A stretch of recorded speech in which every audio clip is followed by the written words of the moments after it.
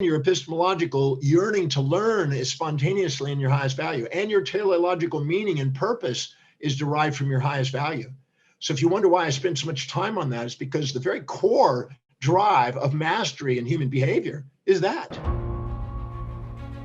Today I'm going to talk about your core values and also how they play a role in fear and how to breaking through those fears that we might associate, and in helping us empower the areas of our life, the primary areas, which I'll outline. So for many years, I've been studying human values. And when most people think of human values, many times they jump to the conclusion that that's all about morals and ethics. And there's no doubt that morals and ethics are derived from the study of values, which the formal study is called axiology. So if you want to go and play with that word with your friends, that's great. But it's a study of value and worth, a human value and worth, what you evaluate and what you value and what it's worth to you. So it's an economic as well as spiritual area of study. And there has been a term called the core and the crusted values, the core and crusted values. But when I went and studied values, and I think I've read over 400 books on this topic, and the literature is quite spread, and it's to be expected because there's different levels of conscious awareness, and each of the writers have different levels of awareness. And the lowest level of awareness is highly polarized, absolutist construct of values. And the ones that are more broader in minded and more aware, in my opinion anyway, is somebody who has a more universal relativistic construct of values. Montaigne, who was a French philosopher, traveled around the world and tried to find a universally ascended value system and was unable to find it. And studying values in McIntyre's work, you'll see that it's basically something that a bunch of idealists that come up with an idea how we're supposed to be, but nobody lives by it. It's like you're supposed to be nice, never mean, kind, never cruel, but then that's not real. You have times when you're mean and you're cruel at times. And so I'm not interested in moral hypocrisies to base my life on. And I don't want to teach you that because it's something you can't obtain and it will be self-depreciative. But I am interested in looking at how values work in the brain and elaborate on that. So if you've got a pencil and paper, you might want to write some notes. I have a feeling there'll be something worth here. When people think of core values, they think of the primary things that they're really committed to. But when I actually go through and study core values in the literature, if you go online and just start looking up core values, you will discover absolutely social idealisms. Now, Kohlberg, who is a psychologist and studied the moral development of human beings, outlined a little stages of awareness and say this you may want to write. The first and lowest moral structure is avoiding pain and seeking pleasure. So if something pricks you or hurts you, whatever, and it's pain, you'll avoid it. And if something is pleasureful or tasty, sweet or something, you'll seek it. So bitter and pain you avoid, and sweet and pleasure you seek. This is our survival animal nature. Literally, single-celled organisms will avoid toxins and seek tonins, avoid pain, seek pleasure, avoid bitter, seek sweet. In fact, our first differentiation of a food versus something you don't eat was alkaloids were things you avoided and sweets and sugars you ate. So mankind, or human beings out in original nature, learned to avoid pain and seek pleasure, or avoid bitter, seek sweet, this kind of thing. So our most primitive form of moral structures is avoiding pain and seeking pleasure. Then Kohlberg says, then we learn, and that, by the way, that occurs in children from about 0 to 1 years of age. And if you notice as a parent, you can allow your child to do just about anything the first year until it walks. You know, it can pee and poo and you know, vomit and do everything, and you just kind of deal with it and just giggle it a lot, laugh it off sometimes. It's a little embarrassing and stuff and aggravating, but you don't really have a judgment on the child that first year. And during that time, it learns to avoid and seek according to pain and pleasure, and sweet and bitter. But when you hit around 1 year of age and the child starts to stand up, all of a sudden, mommy usually comes in and says, no, no, yes, no, starts putting in these rules to make her have sanity. And for the sake of socialization, that's what it's called, but it's really based on the projection of the values of the parent onto the child, on what supports and challenges the parents. But Kohlberg says that there's a second stage after pain and pleasure, and that is the you might say the subordination to individual authority. The subordination to individual authority. It starts with mothers, then fathers, then preachers, then teachers. And preachers could be any form of spiritual instructor. And as we go through that stage, that goes on to probably around 12, age 12, all the way through elementary, primary school. That evolves from mother first, because father doesn't really interact a lot at first, then father as it gets 3 or 4 years old. And then it starts to get to out of the breastfeeding and diaper phase as it goes to father and mother. And then it goes to preacher when they take them to some sort of religious instruction, and then teacher at school. And this becomes now, they start to inculcate and inject some of the values of people they depend on. So they depend on mommy for sure. Without that, there's not much survival. They depend on daddy because he can, make a right and wrong for the family, his rules. And what it is you're now subordinating to a mother's value system that's been developed, or the father's value system which developed. And then you eventually go into a preacher, because then all of a sudden the mother and father are sitting there listening to a preacher and think, well, that's the values that you're doing. And it's an introduction to socialization. And then eventually teacher. And of course, when the teacher starts doing it, and hit up until about 12, you still depend completely on your parents. You haven't had your puberty yet. You haven't had your yearning for independence exactly yet. And so you subordinate in that. And Kohlberg calls that the second phase. He actually breaks it up into 7 or 4 phases, depending on how you look at it. But then the next phase was the subordination to collective authority. And this is when peer pressure hits. Around age 13, you get puberty, and you start having your friends becoming more important than your parents. And you start lying to them, and you start sneaking out, and you start doing stuff that teenagers do. Well, not all teenagers, but many teenagers do. And they're trying to find out where their independence is. They're not quite able to stand on their own 2 feet economically, so they got to go back and forth between fitting into society, the peer pressure, and also the family. And so they're kind of a transition there. And then it goes from this local community to the city, then the state, then the nation, and then the world. And they move up the dynamics until you're in your 40s. And then usually about the age that you reach when the people that you had subordinated to, you're now the age of it, you finally have an identity crisis, a midlife identity crisis, because you're now at the age when your parents were. And you start to think, what's really important to me? What's really priority? And what's really my values? And it's a soul searching, introspective stage. And then Kohlberg says the 4th stage, so you had pain and pleasure, subordination to individual authority, subordination to collective authority, and then eventually transcendence. And transcendence is when you actually have the courage to be yourself, to question authority, to question conforming to whatever people are saying and expecting. And it's not easy. Most people don't make it ever into transcendence. They're stuck in the 3rd phase, sometimes stuck in the 1st, 2nd phase. Very few people make it. Less than 1% make it into the transcendental stage where they're actually autonomous. Why? Because we're frightened instinctively of being abandoned, abolished, removed from the group. And so we have to conform. So we have to dress a certain way, live a certain way, and fit into a certain thing. And we're afraid of being rejected. Fear of rejection is huge. And so as a result of it, we inculcate and inject the values of whoever we depend on, whoever we look up to, whoever we admire, whoever we subordinate to. Now, in the process of doing it, we found out that the second you subordinate to somebody and inject their values, you take those values and then you project those onto other people.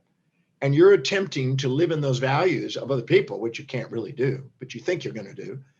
And then you tend to judge people when they remind you of when you're not. And so you're now judging people down below when they're not living up to the idealism that you're hypocritically attempting to live by. And so you hear from your grandma, you know, be nice, don't be mean, be kind, don't be cruel, be positive, don't be negative, be generous, don't be stingy. And one-sided idealisms about how you're supposed to be. And then grandma actually beats the hell out of grandpa and gives him hell all the time and starts yelling and screaming at him sometimes.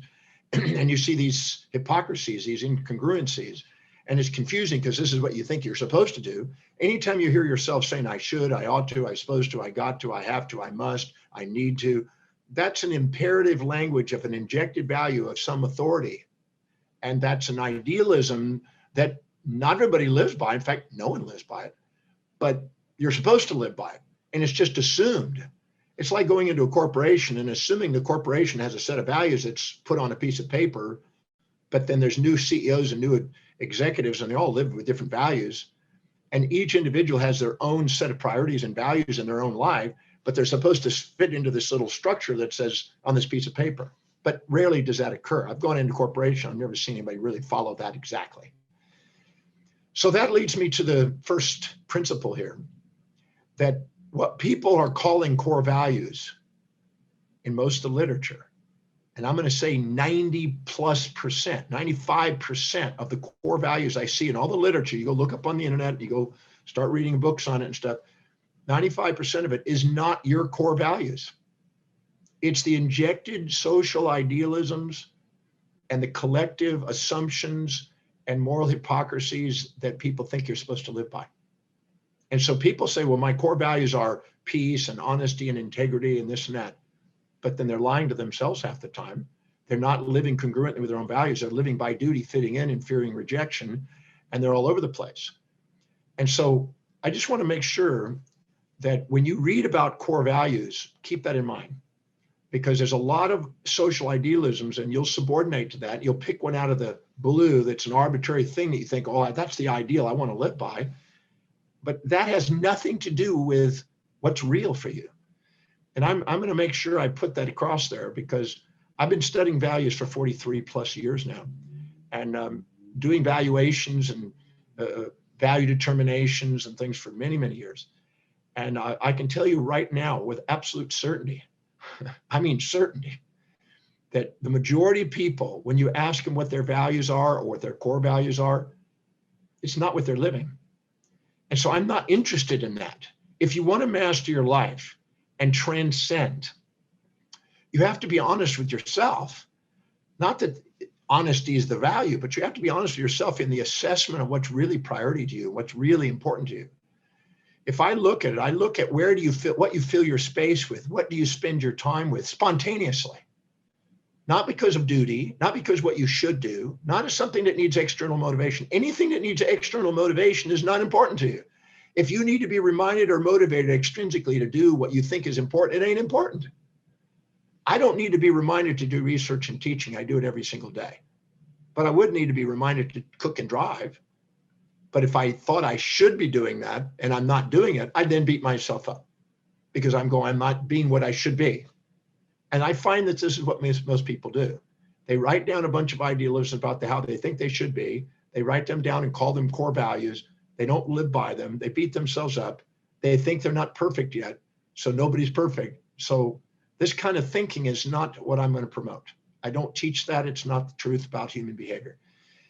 You have a set of priorities, a set of values that is a culmination of all the judgments and misperceptions you've had in your life that are leaving you empty, that are you striving to fulfill, to reintegrate. I always say that whatever's stored in your subconscious mind that are judgments that have been there for days, weeks, months, years, or decades are creating impulses and instincts and epigenetic effects on physiology to create habits and character and behavior and where you're headed in life.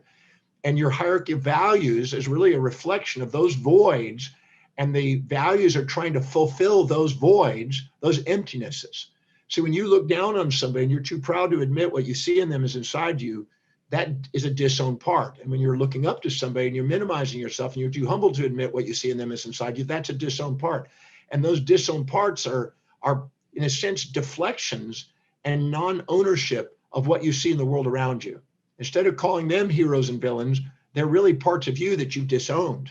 And those disownments, those emptinesses, those voids of honoring those within yourself is what makes you go and live out trying to fulfill that. That's why you'll automatically go in the direction that will fulfill those voids.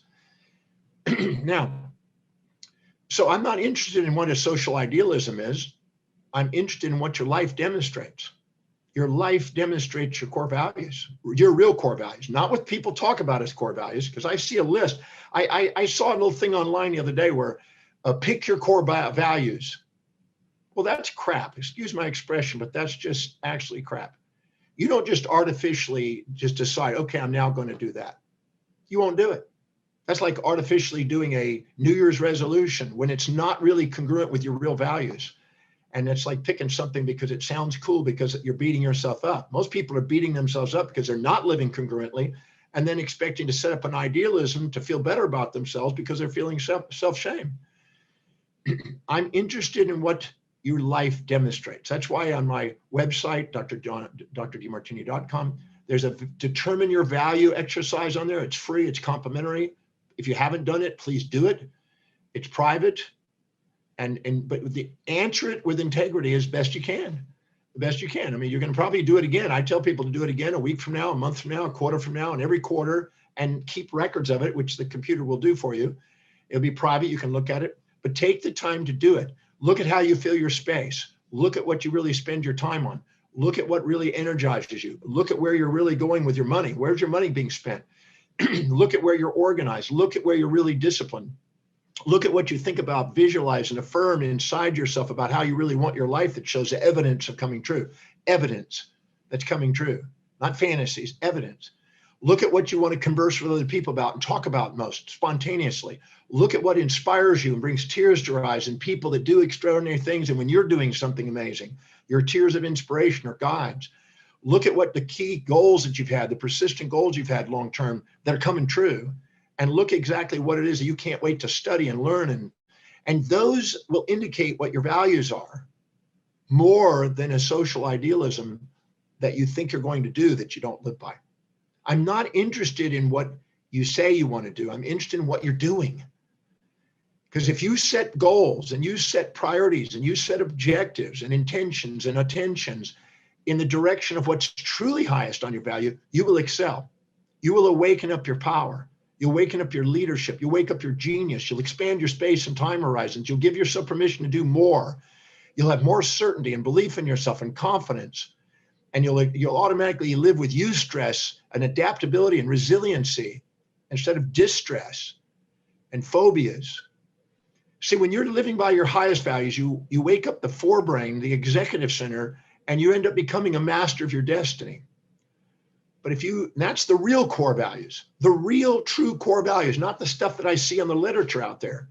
It's like Paul Dirac, the Nobel Prize winner, said, it's not that we don't know so much, we know so much that isn't so. It's about unlearning half the stuff that we've been taught out there. I've been involved in the personal development industry, and there's a lot of stuff out there that's just fluffy stuff. I'm not interested. I almost have to debunk it because it's distracting to real mastery in life. But finding out what you really are demonstrating as a real commitment in life and structuring your life according to that makes a huge difference in your life, because then you'll walk your talk. You won't limp your life. Then you'll do what you say. And integrity is living congruently with what you really value. It's not an artificial thing. You say, okay, I'm going to live by integrity. I'm going to live with honesty. I've never met an honest person. Diogenes at the time of Socrates and Plato, he never went all over Europe trying to find an honest person, living honest all the time. And all of our opinions and all of our perceptions are mostly skewed and not really always honest. So we can say we want to be honest, but really the most important place to be honest is with yourself about what's really important to you. And then instead of because if you're not living by your highest values, if you're not fulfilling what's most meaningful, if you're not prioritizing your life and living with what's really important to you, you're going to have unfulfillment. And as you go into unfulfillment, your blood glucose and oxygen goes into the amygdala, subcortical area of the brain, which is the animal survival mode. And it takes you back, Kohlberg's idea of avoid pain and seek pleasure. You literally regress. If you're not living by priority according to what you really value, you regress down Kohlberg's ideas back to avoid pain, seek pleasure, and back to primitive survival mechanisms of pleasing parents and fitting into society. And that's where conformists, Ernest Becker in his Denial of Death had a beautiful text on this. It's worth reading if you get a chance, The Denial of Death, or go online and look at the video on conformity concerning this, because it'll shock you. Because most people subordinate and fit in like that and create a collective heroism and thinking they're going to be a good little citizen fitting in, and then they're going to have Bonnie Ware's regrets at the end of their life. Gee, by now I thought I'd be, and oh, I could have done this. But if you're actually an unborrowed visionary going after what's truly important to you and prioritizing your life and doing it in a way that serves people, that you're remunerated and compensated so you can delegate lower priority things, you can enhance and empower your life. Now, when you're not living by your highest values and you're subordinating to everybody else and trying to fit in, which I think everybody here has had a moment when you've been infatuated with somebody and sacrificed what was important to you to be with them. Well, imagine that collectively and all the people around you, and you're sacrificing your life away. That's called a lost soul in theology. But when you're doing that, you activate the amygdala. The amygdala is wanting to avoid pain and seek pleasure, and it creates a subjective bias mechanism as a survival mechanism to try to accentuate, to capture prey and to avoid predator. So it literally skews and distorts and causes broad generalizations like all good, all bad, and absolute belief systems. And this is where absolute morality comes in, which nobody can live by, but everybody hypocritically thinks they're going to. And they point their finger and they got three fingers passed back at them. When you do that, if you're seeking this pleasure and you're trying to avoid pain, you're living in fear. And if you're trying to avoid this pain and seek pleasure, you're living in fear. The fear of loss of that which you seek and the fear of gain of that which you avoid is where all the phobias come from. So anytime you're not living by your highest values, you're going to be trapped in phobias. And in the phobias themselves, that's where you have the fear of not being smart enough, fear of not being succeeding, the fear of failure, the fear of not making enough money, or fear you're going to lose money, the fear of losing the respect of loved ones or the people you respect that you're intimate with, the fear of rejection by people in society, the fear of ill health, death, or disease, or not being attractive enough for procreation, and the fear of breaking the morals and ethics of some spiritual authority you've given power to. All of these fears are a byproduct of not living by highest values because you subordinated to the collective authority, injected the values of somebody you don't even know where they come from half the time, these ideals. I have an exercise in one of my programs where I actually identify when people say I should, I ought to, I supposed to, I got to, and we trace where that originates and what individual that originates or what group that originates from. And then they realize, oh, because when people come up to you and say, well, you should do this, I go, I should? According to who? I love it when people try to project their idea about how I should, and they're not knowing how to respect my values. They just project onto me what I should do. You've seen salespeople do that. You should be buying this product. It will help you. And I go, well, I should. According to who? According to when? Where? And people then go, oh, I don't even know. They're not even aware of where they get it themselves. They're just passing down and parroting a collective authority that has maybe no basis in any personal reality for the individual, but giving yourself permission to stand strong and identify what's really valuable to you, and then master the skill of communicating whatever that is in terms of other people's values. I've not seen two values that can't be linked. Even complementary opposite values can be linked, and you can still respect and communicate what's important to you in terms of what's important to other people. That doesn't mean you have to sacrifice and live by duty. It just means you want to inspire and communicate effectively in the art of communication with others. I love teaching people how to do that because when they do, they go, whoa, my relationship just shifted. And my kid has just changed. Instead of autocratically projecting a value on them and thinking what they should be doing, or you trying to live in their values and what you should be doing, you're now respecting each other for their own individual values because no two people have the same set of values. If you're looking for somebody with exactly your set of values, you'll be living in the twilight zone. And you might want to look what that does up if you're young. But the Twilight Zone was a show that was kind of a spoof on some of the delusions that people live by in their life. But what happens is we automatically, we are more fulfilled if we can live congruently and aligned with what we value most. And we're more fulfilled when we can articulate that in a way that's also helping others fulfill what their values are, their highest values. That way people can be loved and appreciated for who they are. We all want to be loved and appreciated for who we are, but who we are is our highest value. If you take a young woman who's 35 years old and has 3 kids under the age of 5, and her highest value is raising that beautiful family and being a mother, and you ask her, who are you? She'll ontologically give the essence of her being as a mother. If you ask me that, I'd say I'm a teacher. Whatever your highest value, your life and identity revolves around it. I've gone through that with well over 100,000 people, and that's what you'll find. Go prove it to yourself. Go determine your values online and be honest with the answers. Do it a few times, see the pattern to it. And if there's not a pattern there, you're lying. If there's a pattern in it and it repeats itself, you know you're on track. But if it's scattered all over the place, that means you're subordinating to a whole bunch of opinions. But if you actually go in there and identify it, you will see very clearly that your ontological identity, the essence of your being, is an expression of what you value most. And your epistemological yearning to learn is spontaneously in your highest value. And your teleological meaning and purpose is derived from your highest value. So if you wonder why I spend so much time on that, it's because the very core drive of mastery in human behavior is that. That's why I wherever I go, almost every talk I do, you're going to hear me talk about it. I've been studying it 48 years, and that distilled it down to that essence.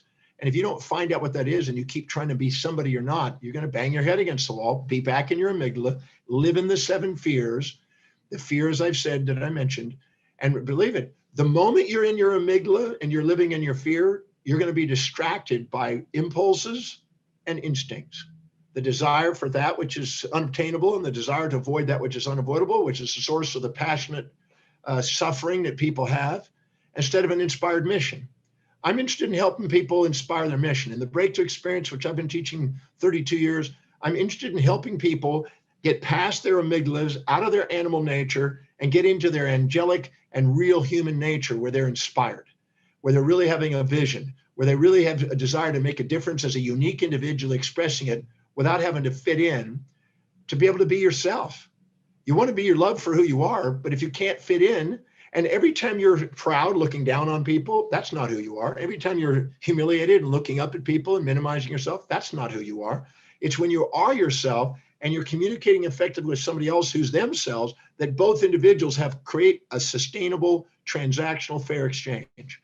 And that's what allows perpetuity of the relationship and in your own life fulfillment. So unless you have equanimity within yourself and equity between yourself and others, living congruently by what you value most, don't expect a fulfilled life. Fulfillment is fulfilling the highest values. That's what fulfillment means, filling full the mind. And that's what we want to import into our mind and awareness the most. That's why the young lady who has the 3 children goes to the mall and she spots children's items in the mall. She'll filter it out of the mall. She'll then make a decision and she'll buy it and take action on it. Whatever's highest on our value is where we're disciplined, reliable, and focused and inspired. And whatever's low in our values, we procrastinate, hesitate, and frustrate. You tell me, what do you want? A disciplined, reliable, and focused life that's inspired and leads and basically blazes a new trail and goes after what inspired, kind of like an Elon Musk going off to Mars, if you will? Or do you want to be sitting in mediocrity and trying to fit in and waiting to see what you should be like and fitting in and being punished if you don't fit that? And rewarded if you do, and the reward is a little carrot thinking in some afterlife construct. No, that's not an empowered life. So living by your highest values and making sure that you're actually concentrating and focusing on that is what the Breakthrough Experience is about. All my programs are about, what this message here today is about. Your core value, the true core values, is your highest values. Top 3 values of what I call them. But they're not truth and honesty and integrity and stuff. What is true is when you're true to the answers and look at what it actually is, you may find out that your highest value is becoming a great gymnast and get an Olympic medal in gym. You may find your highest value, like me, is teaching and researching and traveling the world. You may find somebody else is raising a family and somebody else is running a major business and somebody else is about building wealth and somebody else is made into social causes. There's no right or wrong value system. There's none you're supposed to have. It's what's true to you and what is really inspiring to you that serves other people. And that's the thing. And finding out what's really meaningful to you so you can't wait to get up in the morning and be and do and have that, and then doing it in a way that actually serves people. So there's a fulfillment, because there's no fulfillment if you're just receiving without giving. You know, you have a sensory cortex and a motor cortex. A motor cortex is for service and the sensory cortex is for the receiving of rewards. And so you want both. You want to be able to receive the rewards, helping other people get what they want to get in life by you getting what you want to get in life. That's not by conforming and subordinating, because you're not going to make a contribution to them. The contribution comes from your uniqueness. I'd rather be number one at being me than number two at being somebody else.